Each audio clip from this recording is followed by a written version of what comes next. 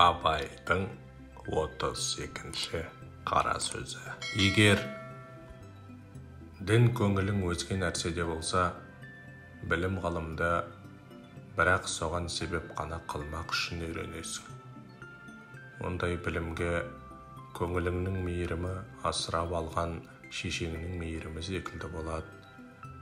Адамның көңілі шын мейірленсе, білім ғылымның өзі де адамға мейірленіп тезірек қолға түседі. Шала мейір шала байқайды. Екінші, ғылымды үйренгенде ақиқат мақсатпен білмек үшін үйренбек керек. Бақасқа бола үйренбе.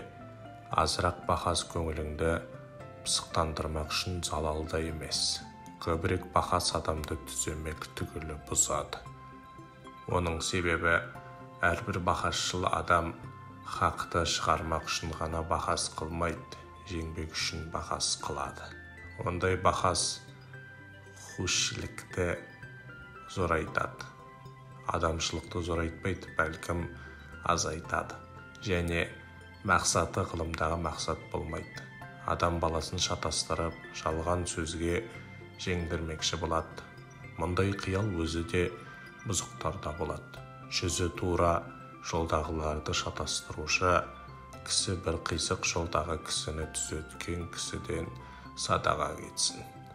Бақас өзі де ғылымның бір жолы, бірақ оған хирслану жарамайды.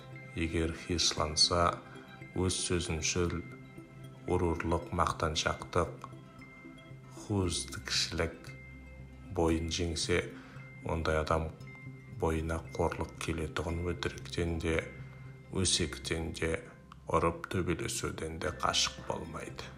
Үшінші, әрбір хақиқатқа тырысып, ижтихатыңмен көзің жетсе соны тұт, өлсең айырылма. Егер де ондай білгендігің өзіңді жеңе алмаса, кімге бұл болады? Өзің құрметтемеген нәрсеге бөтеннен қайтып құрмет күтесің. Төртінші, білім ғылымды көбейтуге екі қару бар адамның ішінде. Бірі мұлахаза қылу, екінші берік мұхафаза қылу. Бұл екі қуатты зорайту жаһатында болу керек.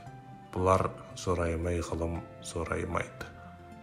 Бесінші, осы сөздің 19-шы бабында жазылған ақыл кеселі деген 4 нәрсе бар. Содан қашық болу керек.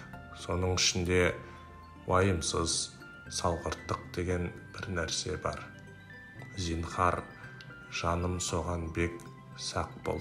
Әсіресе әуелі құданың, екінші халықтың, үшінші дәулеттің, төртінші ғибраттың, бесінші ақылдың, ардың, бәрінің дұшпаны. Ол бар жерде бұлар болмайды. Алтыншы, Әлихан атамыз айтқандай, ғылымды, ақылды сақтайтұғын мінез деген сауыты болады.